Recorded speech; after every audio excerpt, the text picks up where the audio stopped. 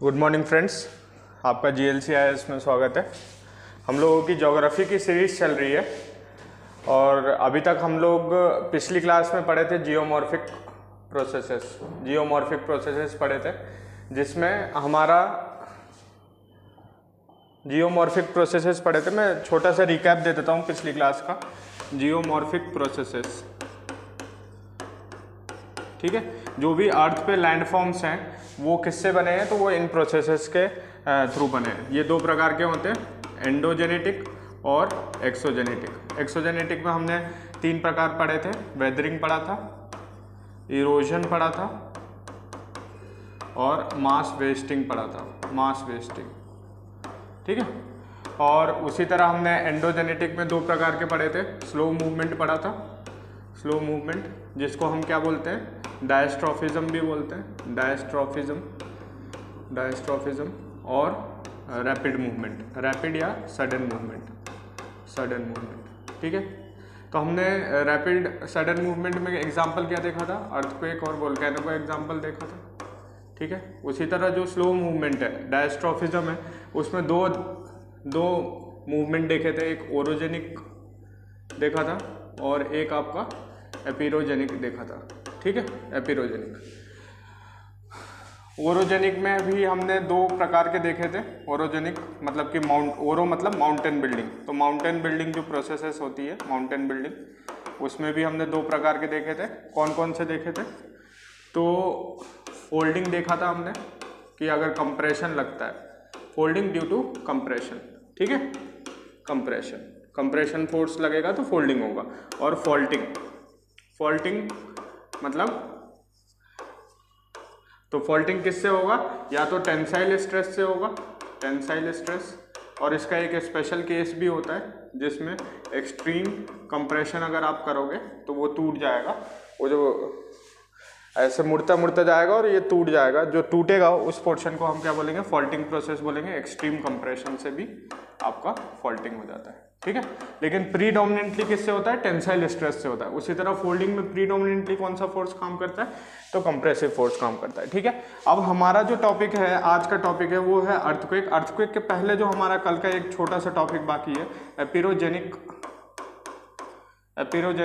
Process, ठीक है, epeirogenic process. अब मैंने आपको एपिरोजेनिक प्रोसेस में बताया था कि एपिरो का मतलब क्या होता है, जैसे ओरो का मतलब क्या होता है, तो ओरो का मतलब होता है माउंटेन्स, उसी तरह एपिरो का मतलब होता है कॉन्टिनेंट। ये जो आपका जो प्रीफिक्स है एपिरो, इसका मतलब क्या हो गया, कॉन्टिनेंट, ठीक है। तो ये कैसी प्रोसेस है, एपिरोजेनिक प्रोसेस कैसी प्रोसेस है, जो कॉन्टिनेंट को बिल्ड कर रही है, ठीक है। अब ध्यान से देखना, अगर आपको ये जैसे आपका अर्थ क्रस्ट है, अगर आपको माउंटेन बिल्ड करना है तो कहीं एक फॉल्ट से प्रेशर लगेगा उसके ऊपर, तो एक जो पोर्शन रहेगा इसका ये उठेगा, ठीक है, फोल्डिंग या फॉल्टिंग। तो सिर्फ ये एक पोर्शन उठ रहा है, मतलब कि कंसंट्रेटेड प्रेशर लग रहा है इस पोर्शन पे, ठीक है, तभी तो एक सिर्फ पोर्शन उठ रहा है। लेकिन वही अगर आप मान लीजिए कि ये आपका अर्थ क्रस्ट है और यहां से आपके बहुत सारे प्रेशर लग रहे हैं, इन फोर्स को हम क्या बोलते हैं, रेडियल फोर्स, ठीक है। तो आप ध्यान से देखना, एक तो ये बहुत सारे फोर्स लग रहे हैं और एक कंसंट्रेटेड जगह पे नहीं लग रहा है। कंसंट्रेटेड जगह पे लगेगा तो वो वहां पे आपका माउंटेन्स बनाएगा, सिर्फ यहीं पे प्रेशर लगा, कंसंट्रेटेड प्रेशर लगेगा तो ये क्या बनाएगा, आपका माउंटेन बनाएगा। लेकिन वही अगर प्रेशर आपके लार्ज एरिया पे लगता है, ये वेरी लार्ज एरिया, अगर इसी पे प्रेशर लगता है तो फिर क्या बनाएगा, आपका कॉन्टिनेंट बनाएगा, क्योंकि वो पूरा जो एरिया है वो धीरे धीरे उठेगा, ठीक है, पूरा जो एरिया है वो एक साथ धीरे धीरे उठेगा। तो ये इस प्रोसेस को हम क्या बोलते हैं, कॉन्टिनेंट बिल्डिंग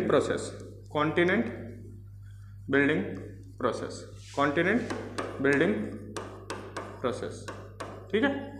तो एपिरोजेनिक में आपको क्या याद रखना है कि अगर एपिरोजेनिक फोर्स में हम क्या याद रखेंगे कि it affects a large area of the earth surface, ठीक है। अब इसमें एक टर्म आता है वॉर्पिंग, WARPING, वॉर्पिंग, ठीक है।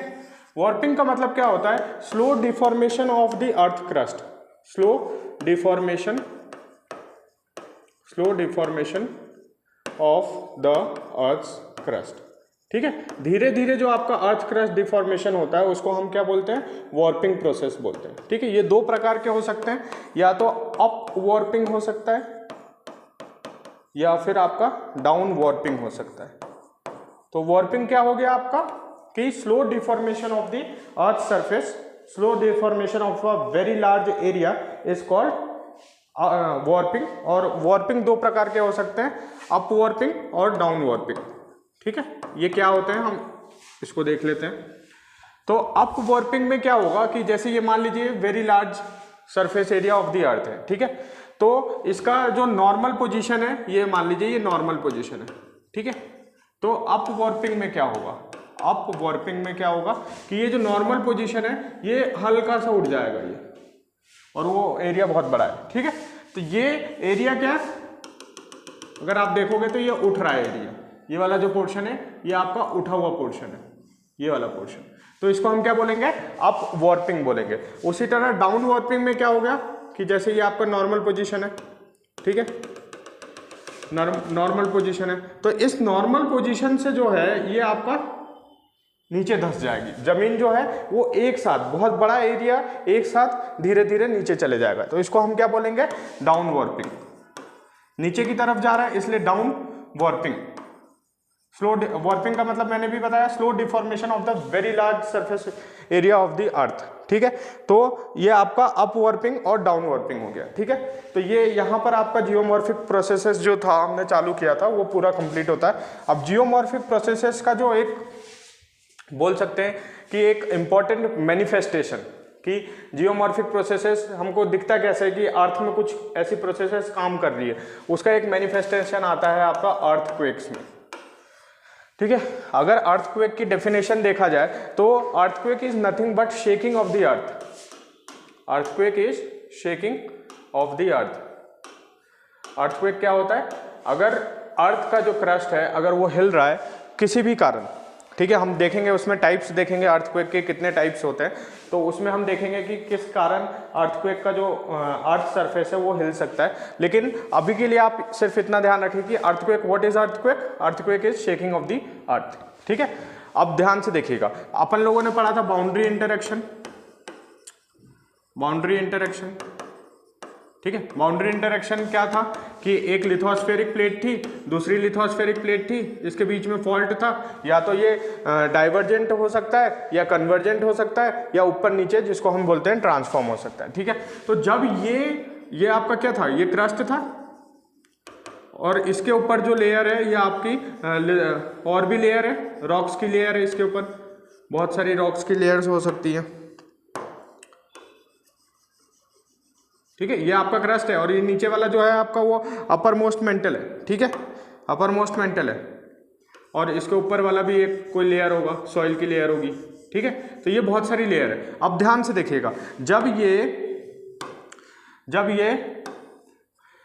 जब ये बाउंड्री इंटरेक्ट करता है तो ये आपस में हल्का सा जब टकराएंगे, दो चीज टकराती है तो उसके बीच में कम मतलब कि कुछ शेकिंग क्रिएट होगी।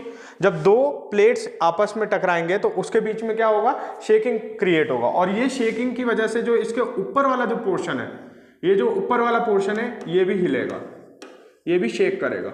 और इसी शेकिंग को हम क्या बोलते हैं, अर्थक्वेक बोलते हैं। ठीक है, तो अगर हम अर्थक्वेक की डेफिनेशन एक और तरह से देखा जाए, ठीक है, ये शेकिंग ऑफ द अर्थ क्यों हो रहा है, क्योंकि ये जो आपका अर्थ है ना, इसके अंदर से एनर्जी रिलीज हो रही है, इसके अंदर से एनर्जी रिलीज हो रही है। और एनर्जी किस फॉर्म में रिलीज होती है, एनर्जी किस फॉर्म में रिलीज होती है, वो सीज्मिक वेव्स के फॉर्म में रिलीज होती है, सीज्मिक वेव्स, या इसको हम क्या बोलते हैं, अर्थक्वेक वेव्स भी बोलते हैं।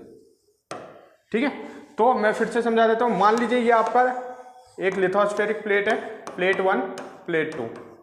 ठीक है, अब ध्यान से देखिएगा, इन दोनों के बीच में ये जो फॉल्ट है, मतलब दरारें हैं, तो जहां भी दरारें होंगी वहां पे टेंशन तो होगा ही होगा। टेंशन मतलब प्रेशर होगा वहां पर। तो सेम उसी तरह जब यहाँ पे दरारें हैं, ये आपका क्या है, फॉल्ट है, फॉल्ट लाइन है। तो यहाँ पे अगर मान लो कि प्रेशर आ रहा है, इन दोनों के बीच में यहाँ पे प्रेशर आ रहा है, यहाँ पे टेंशन क्रिएट हो रहा है, ठीक है। तो इस वाले पॉइंट को, जहां पर आपका अर्थक्वेक ओरिजिनेट होता है, जहां पर आपका अर्थक्वेक ओरिजिनेट होता है, उस पॉइंट को हम क्या बोलते हैं, फोकस या फिर हाइपोसेंटर, फोकस या हाइपोसेंटर, ठीक है। तो ये जो फोकस और हाइपोसेंटर है, यही ऐसा पॉइंट है, ये वो वाला पॉइंट है जहां पर आपका अर्थक्वेक ओरिजिन होता है, ठीक है। अब यहां से जब मतलब कि यहां पे प्रेशर बिल्डअप हुआ, ठीक है, तो ये प्रेशर बिल्डअप क्या करेगा कि ये लिथोस्फेरिक प्लेट 1 प्लेट 2 इनके बीच में प्रेशर बिल्डअप हुआ, लेकिन इसके जो ऊपर वाला जो ओवरलाइंग रॉक्स है, जो हमने बताया, ये वाला जो ओवरलाइंग रॉक्स है, ये इन दोनों को हिलने नहीं देगा, ठीक है, इन दोनों को हिलने नहीं देगा। मान लीजिए ये पति है, ये पत्नी है, ठीक है, इन दोनों के बीच में दरार है, लेकिन इनके जो पेरेंट्स है ये चाहते हैं, पेरेंट्स के प्रेशर पे ये चाहते हैं कि ये दूर ना भागे, ठीक है। ये दरार के कारण, ये फॉल्ट के कारण ये दोनों जो इंसान है ये आपस में दूर भागना चाहते हैं, ठीक है। उसी तरह ये लिथोस्फेरिक प्लेट इस फॉल्ट के कारण आप दूर भागना चाहते हैं, क्योंकि इनके बीच में क्या है, प्रेशर क्रिएट हो रहा है, ठीक है। लेकिन जो ओवरलाइंग रॉक्स हैं, इनके ऊपर जो रॉक्स हैं, वो क्या कर रहे हैं, इनको दूर भागने की कोशिश, इनको दूर नहीं भागने दे रहे हैं, ठीक है। अब ये अब ये एक टाइम ऐसा आएगा कि इनके बीच में प्रेशर इतना ज़्यादा बढ़ जाएगा कि इनका जो प्रेशर है, जो ऊपर वाले का जो दबाव है, वो मतलब कि वो तोड़ देगा। अब पेरेंट्स का कोई दबाव नहीं बचेगा, ठीक है। फॉर एग्जाम्पल, अगर इन पति पत्नी में इतना ज़्यादा क्या बोलते हैं, दरारें पड़ गई, इतना ज़्यादा प्रेशर आ चुका है कि ये जो ऊपर वाला जो उनके जो पेरेंट्स का प्रेशर है वो भी टूट चुका है, ठीक है। तो फिर ये दूर भाग जाएंगे एक दूसरे से। जैसे ही ये प्रेशर, ये वाला प्रेशर इसके प्रेशर से एक्सीड कर देगा, ओवरलाइंग वाले रॉक से एक्सीड कर देगा, उस तभी ये दूर भाग जाएगा, ठीक है। जैसे ही ये दूर भागेगा तो एक एनर्जी निकलेगी, ठीक है। वो एनर्जी ट्रेवल करती है ऊपर साइड में, वो एनर्जी कहाँ ट्रेवल करेगी, ऊपर साइड में सरफेस पे ट्रेवल करेगी, और उसी एनर्जी को जब हम फील करते हैं वो अर्थक्वेक होता है, उसी को हम क्या बोलते हैं, अर्थक्वेक होता है। तो earthquake is the release of energy which is concentrated in the interior of the अर्थ, ठीक है। तो अर्थक्वेक को हम क्या बोल सकते हैं, earthquake is the release of the energy. ये जो एनर्जी रिलीज होगी, ये लिथोस्फेरिक प्लेट 1 और 2 आपस में जब इनके ऊपर का जो प्रेशर है वो कम हो जाएगा तो ये दूर भागेंगे। जैसे ही दूर भागेंगे, स्नैप मतलब कि दो पत्थर अगर ऐसे हुआ तो कुछ ना कुछ एनर्जी रिलीज होगी, वो एनर्जी रिलीज को हम क्या बोलते हैं, अर्थक्वेक। और वो एनर्जी किस फॉर्म में रिलीज होती है, तो वो एनर्जी रिलीज होती है सीज्मिक वेव्स या अर्थक्वेक वेव्स बोलते हैं, ठीक है। ये जो थ्योरी दी थी अर्थक्वेक को एक्सप्लेन करने के लिए, जो थ्योरी दी थी वो दी थी एच.एफ. रीड ने। और जो इनकी थ्योरी है उस थ्योरी को हम क्या बोलते हैं, elastic rebound hypothesis, elastic rebound hypothesis, ठीक है। तो ये कौन सी थ्योरी है, अर्थक्वेक को एक्सप्लेन करने की। उन्होंने एच.एफ. रीड ने क्या बताया कि अर्थक्वेक कैसे होता है, ठीक है। उस थ्योरी को हम क्या बोलते हैं, इलास्टिक रिबाउंड हाइपोथेसिस। आप ध्यान से देखिएगा, ये मान लीजिए ये आपका नॉर्मल जो क्रस्ट है उसमें लेयर्स हैं, ठीक है। ये मतलब कि रॉक के लेयर्स हैं, ये क्रस्ट, ये लिथोस्फीयर की बात कर रहा हूं मैं। लिथोस्फीयर क्रस्ट के जस्ट ऊपर वाले जो लेयर्स रहते हैं, रॉक्स के लेयर रहते हैं या सॉइल के लेयर रहते हैं, उसकी बात कर रहे हैं हम, ठीक है। तो ये वाला जो पोजीशन है, ये वाला मान लीजिए कि अनस्ट्रेन्ड पोजीशन है, ऐसा एच.एफ. रीड ने बोला था, ठीक है।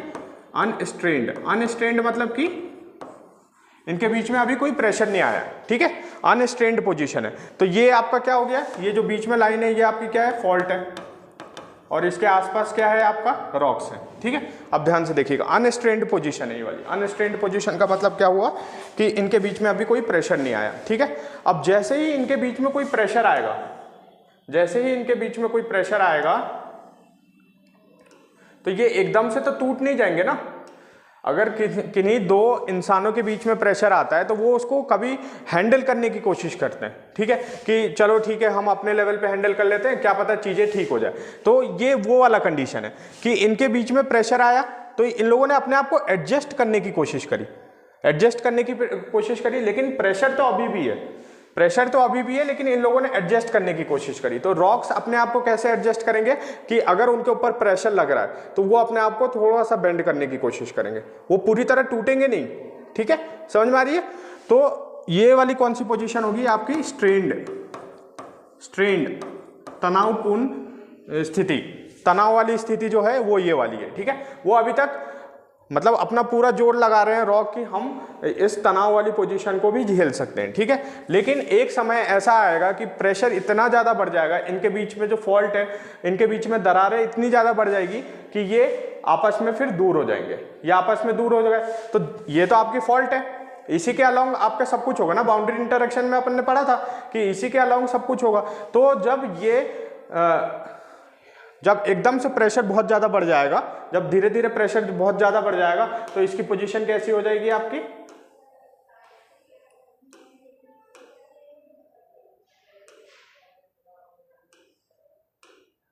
ये देखिए, ये ऐसी प्रेशर हो जाएगी। मतलब क्या है कि ये पहले सीधे सीधे थे, ठीक है, लेकिन क्या हुआ, प्रेशर से इनको जब स्ट्रेंड हुआ, जब प्रेशर इन पे पड़ा तो इन लोगों ने अपने आप को एडजस्ट करने की सोची और ये कर्व में आया। लेकिन जैसे ही प्रेशर बहुत ज़्यादा बढ़ गया तो ये फिर है ना, क्या बोलते हैं, जो फॉल्ट लाइन है उसके आसपास वाली रॉक आपस में हिल जाएगी, वो अपने आप को दूर भागने की कोशिश करेंगे। तो वो ट्रांसफॉर्म में हिलेगी या डाइवर्ज होगी या कन्वर्ज होगी। ठीक है, तो हिलेगी तो ये वाली जो नॉर्मल पोजीशन थी, जो ओरिजिनल पोजीशन थी, उससे ये बदल जाएगा। ठीक है, कि ये वाली जो रॉक है ये पूरी तरह नीचे आ गई, ये वाली साइड वाली जो रॉक है ये पूरी तरह नीचे आ गई और ये ऊपर वाली ऊपर खिसक गई। ठीक है, उसके पहले इन लोगों ने एडजस्ट करने की कोशिश करी थी, कैसे? अपने आप को बेंड करके। लेकिन एक टाइम इतना ज़्यादा प्रेशर बढ़ गया कि ये अपने आप को एडजस्ट नहीं करना चाहते थे, इसलिए ये दोनों का जो इन दोनों का जो पाथ है वो अलग हो गया। ठीक है, दो इंसान थे, दो इंसान पे पहले नॉर्मल चीज़ें थी, कोई प्रेशर नहीं था, उसके बाद उनके ऊपर प्रेशर पड़ा, तो उन्होंने अपने आप को एडजस्ट करने की कोशिश करी और जब एडजस्ट नहीं हुआ तो दोनों अपने अपने रास्ते भाग गए। तो एक जो ये वाला जो ये अगर आपका फॉल्ट है तो फॉल्ट का जो ये वाला पोर्शन है वो नीचे भाग गया और फॉल्ट का उधर वाला पोर्शन वो ऊपर भाग गया। ठीक है, तो ये और जैसे ही ये भागेगा मतलब कि अब दोनों के बीच में नॉर्मल चीजें हो गई, दोनों अपने अपने पाथ पे चले गए, तो दोनों के बीच में नॉर्मल चीजें हो गई। लेकिन दोनों के बीच में जो प्रेशर था, अपन ने ये पढ़ा था कि energy can neither be created nor generate, मतलब energy can neither be created, ठीक है, नॉट जनरेटेड। तो उसमें क्या होगा कि एनर्जी जो इनके बीच में जो बिल्ड हो रही थी, वो कहीं ना कहीं तो निकलेगा। तो ये ऊपर की पोर्शन में निकल जाता है, ये एनर्जी कहाँ निकल जाता है? ऊपर की पोर्शन में निकल जाता है। और इस रिलीज ऑफ एनर्जी को ही हम क्या बोलते हैं? अर्थक्वेक। इस रिलीज ऑफ एनर्जी को ही हम क्या बोलते हैं? अर्थक्वेक। इनका जो प्रेशर है, इन दोनों के बीच में जो प्रेशर है, जो फोर्स उत्पन्न हुआ है, वो बाहर निकलेगा। क्यों? क्योंकि इन दोनों के रास्ते अब अलग हो चुके हैं। ठीक है, तो इनके बीच का जो प्रेशर है वो बाहर निकल जाएगा और वो किसके फॉर्म में निकलेगा? अर्थक्वेक के फॉर्म में। ये थ्योरी किसने दी थी आपकी?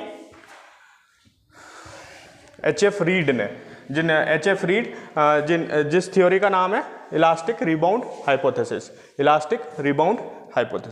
ठीक है, तो हमने ये पढ़ लिया, अर्थक्वेक का एक ब्रीफ ओवरव्यू ले लिया है कि अर्थक्वेक होता क्या। अब देखिए, ध्यान से देखिएगा, अर्थक्वेक अगर हम देखा जाए, अर्थक्वेक के types on the basis of, उसके पहले मैं आपको ये चीज बता देता हूं कि हमने क्या पढ़ा कि अगर अर्थक्वेक यहां से उत्पन्न हो रहा है तो इसको हम क्या बोलेंगे? फोकस या हाइपोसेंटर।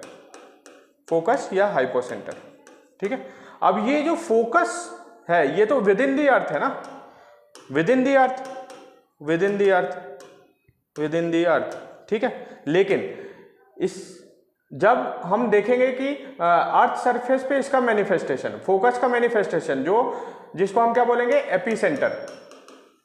एपिसेंटर।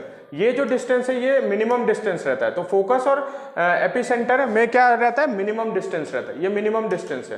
तो एपिसेंटर कौन सा हो गया? जो अर्थ पे है, जो अर्थ पे ऐसा पॉइंट जो फोकस से बिल्कुल बहुत पास है, सबसे पास जो पॉइंट है फोकस से, वो वाला कौन सा पॉइंट हो गया? एपिसेंटर हो गया। और जहां से रिलीज हो रहा है, एनर्जी रिलीज हो रहा है, वो वाला पॉइंट जहां पे एनर्जी क्रिएट हो रहा है और वहीं से ओरिजिनेशन ऑफ अर्थक्वेक होगा, वो वाला पॉइंट कौन सा हो जाएगा आपका? फोकस या हाइपोसेंटर। ठीक है, तो अब हम ये देखते हैं कि ये फोकस अर्थ के सरफेस से कितने दूरी पर है, कितने, मान लीजिए 5 किलोमीटर है, 5 किलोमीटर अर्थ के नीचे या 10 किलोमीटर अर्थ के नीचे। ठीक है, तो उसके बेसिस पे कितने टाइप्स के रहते हैं? Types on the basis of depth of focus, depth of focus. तो फिर हम 3 प्रकार से पढ़ते हैं, कौन कौन सा? Shallow earthquake, shallow earthquake, intermediate earthquake, intermediate earthquake और आपका डीप अर्थक्वेक। ठीक है, तो अगर हम फोकस के डेप्थ पे जाए तो फोकस के डेप्थ के अकॉर्डिंग कितने प्रकार के अर्थक्वेक हो सकते हैं? तो 3 प्रकार के हो सकते हैं। कौन कौन से? शैलो अर्थक्वेक, इंटरमीडिएट अर्थक्वेक और डीप अर्थक्वेक। नेक्स्ट क्वेश्चन ये उठता है कि शैलो अर्थक्वेक हम किसको बोलेंगे? तो अगर अर्थ क्रस्ट से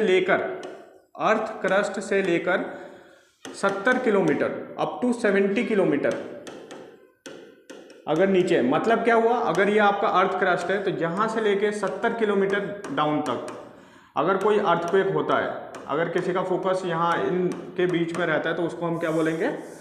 आपका शैलो अर्थक्वेक बोलेंगे। उसी तरह सेम इंटरमीडिएट अर्थक्वेक 70 किलोमीटर से लेकर 300 किलोमीटर तक विद इन दी अर्थ। मान लीजिए ये अर्थ क्रस्ट है, ये आपका 70 किलोमीटर हो गया, 70 किलोमीटर मार्क हो गया ये यहाँ पर। अब ये 70 किलोमीटर अगर इसके बीच में हो रहा है तो उसको हम क्या बोलेंगे? शैलो अर्थक्वेक बोलेंगे। 70 किलोमीटर और 300 किलोमीटर मार्क के बीच में हो रहा है तो उसको हम क्या बोलेंगे? Intermediate earthquake. ठीक है, और 300 किलोमीटर के नीचे होगा, अगर यहाँ पर कोई से एरिया में अर्थक्वेक आ रहा है तो उसको हम क्या बोलेंगे? डीप अर्थक्वेक बोलेंगे। ठीक है, तो ये on the basis of the depth of the focus हमने ये पढ़ लिया कि टाइप्स ऑफ अर्थक्वेक कितने प्रकार के होते हैं, अर्थक्वेक कितने प्रकार के होते हैं। ठीक है, अब इसमें हम मेजरमेंट ऑफ एन अर्थक्वेक देख लेते हैं कि हम अर्थक्वेक को मेजर कैसे करते हैं। अर्थक्वेक को हम मेजर कैसे करते हैं? मेजरमेंट ऑफ अर्थक्वेक एक और टाइप बेसिस है, वो अपन कल की क्लास में पढ़ लेंगे। उसके पहले हम मेजरमेंट ऑफ एन अर्थक्वेक देख लेते हैं। ठीक है, मेजरमेंट ऑफ एन अर्थक्वेक, तो ये 2 प्रकार से हो सकता है, या तो हम इंटेंसिटी से मेजर कर सकते हैं और या तो फिर हम मैग्नीट्यूड से मेजर कर सकते हैं। ठीक है, ये दोनों क्या क्या चीजें होती है। ठीक है, तो 2 साइंटिस्ट है, मतलब पहले मर्केली आया। मर्केली एक साइंटिस्ट था, उसने इंटेंसिटी के बेसिस पे एक अपना स्केल दिया जिसको बोलते हैं मर्केली स्केल, और Mercalli scale is used for the measurement of an earthquake. ठीक है, अब ये मर्केली स्केल कहता क्या है? ठीक है, उन इटालियन जियोलॉजिस्ट का नाम था गुसेप्पी मर्केली। मर्केली जो है वो इटालियन जियोलॉजिस्ट का नाम है। ठीक है, तो इसमें हम देखते क्या है? इंटेंसिटी में हम क्या देखते हैं कि अमाउंट ऑफ डिस्ट्रक्शन। अगर कोई अर्थक्वेक बहुत ज़्यादा डिस्ट्रक्शन क्रिएट कर रहा है, मतलब कि इतना बड़ा अर्थक्वेक आ गया कि पूरी बिल्डिंग को गिरा दिया या पूरे कल्चरल लैंडस्केप को बेकार कर दिया, तो कितना ज़्यादा कर रहा है? तो अमाउंट ऑफ डिस्ट्रक्शन अगर ज़्यादा होगा तो उसकी ज़्यादा इंटेंसिटी होगी, अगर कम चीज़ों को प्रभावित किया है तो उसकी कम इंटेंसिटी होगी। तो वो वाली स्केल कौन सी हो गई आपकी? Mercalli scale. लेकिन आप ध्यान रखिए कि अगर अर्थक्वेक आता है, अर्थक्वेक आया तो यहाँ पे अगर बिल्डिंग, मान लीजिए ये कॉन्क्रीट की बिल्डिंग है, तो इस पे ज़्यादा प्रभाव पड़ेगा वनस्पत, मतलब कि इन कंपैरिजन टू यहाँ पे अगर आपका वुड की बिल्डिंग है, लकड़ी की बिल्डिंग बना रखी है, तो ये गिरेगा तो इससे ज़्यादा प्रभाव नहीं पड़ेगा। इससे ज़्यादा प्रभाव नहीं पड़ेगा। किस पे ज़्यादा प्रभाव नहीं पड़ेगा? ह्यूमन लाइफ या फिर डिस्ट्रक्शन पे ज़्यादा प्रभाव नहीं पड़ेगा। ठीक है, तो मर्केली ने सिर्फ ये देखा कि अमाउंट ऑफ डिस्ट्रक्शन कितना हो रहा है। तो अगर आप देखेंगे तो अगर सिटी ले लीजिए, अर्बन सेंटर ले लीजिए, तो उसमें डेवलपमेंट ज़्यादा होता है, वहाँ पे कॉन्क्रीट की चीज़ें ज़्यादा होती है, सारी चीज़ें रोड्स और ये सारी चीज़ें होती है। तो अगर वहाँ पे अर्थक्वेक आया तो वो तो ज़्यादा डिस्ट्रक्शन लेके आएगा। लेकिन वही अर्थक्वेक अगर किसी रूरल एरिया में आता है या किसी बंजर जमीन पे आता है तो वहां पे डिस्ट्रक्शन कम आएगा। माना दोनों का इंटेंसिटी एक ही है, लेकिन मर्केली क्या बोल रहा है कि जो अर्बन सेंटर में है उसकी इंटेंसिटी ज्यादा है। तो ये तो हो नहीं सकता ना, क्योंकि अमाउंट ऑफ एनर्जी रिलीज दोनों का सेम है। हाँ, माना डिस्ट्रक्शन अर्बन एरिया में ज्यादा हो रहा है, लेकिन रिलीज ऑफ द एनर्जी जो अर्थक्वेक जो लेके आ रहा है वो तो सेम ही है ना। तो इसलिए ये वाली जो स्केल होती है उसको अब हम इतना ज़्यादा मतलब कंसिडर नहीं करते हैं, क्योंकि उसमें ड्रॉबैक है। क्या ड्रॉबैक है कि डिस्ट्रक्शन, जो अमाउंट ऑफ डिस्ट्रक्शन होता है वो सिर्फ अर्थक्वेक पे नहीं डिपेंड करता है, वो बहुत सारी चीज़ों पे डिपेंड करता है। जैसे level of development in the area, ठीक है, what kind of material you are using in the building, ठीक है। अगर कहीं अर्थक्वेक रेजिस्टेंट बिल्डिंग अगर बनी है तो अगर अर्थक्वेक वहां पर आता भी है तो उसको ज़्यादा नुकसान नहीं होगा। तो ये थोड़ी ना कह सकते हैं हम लोग कि जो एनर्जी रिलीज थी वो कम रिलीज थी, वो तो हम बेटर प्रिपेयर्ड थे ना उस चीज़ के लिए, अर्थक्वेक के लिए बेटर प्रिपेयर्ड थे, इसलिए हमारा डिस्ट्रक्शन कम हुआ। तो इसलिए हम इंटेंसिटी स्केल को उतना ज़्यादा कंसिडर नहीं करते। अब मैग्नीट्यूड स्केल आता है। मैग्नीट्यूड स्केल किसने दिया था? CF रिच्टर ने, CF रिच्टर। ठीक है, आज के लिए अपन इतना ही रखते हैं मेजरमेंट ऑफ अर्थक्वेक में। हम कल से जो चालू करेंगे वो मैग्नीट्यूड स्केल से चालू करेंगे, और एक और हमारा स्केल बाकी है MMS स्केल, उसको भी हम देख लेंगे। ठीक है, तो हमने आज की क्लास में कहाँ तक पढ़ लिया है? इंटेंसिटी स्केल की इंटेंसिटी स्केल क्या होता है, किसने दिया है, और मर्केली स्केल बोलते हैं उसको, और अमाउंट ऑफ डिस्ट्रक्शन पे डिपेंड करता है। दूसरे टाइप का क्या है? मैग्नीट्यूड स्केल है, जिसको किसने दिया था? CF रिच्टर ने दिया था, और इस स्केल को हम क्या बोलते हैं? रिच्टर स्केल, रिच्टर स्केल। ठीक है, यहाँ तक पढ़ लिया। अब ये मैग्नीट्यूड स्केल क्या होता है और इसके क्या ड्रॉबैक है और उसके कारण ये MMS स्केल क्यों बना, ये हम कल की क्लास में कवर कर लेंगे। ठीक है, आज के लिए इतना ही। और हमारी GLC IAS की ऐप आप लोग डाउनलोड कीजिए, यहाँ पर आपको PDF जो ये लेक्चर्स हैं इनके PDF मिल जाएंगे। ठीक है, थैंक यू।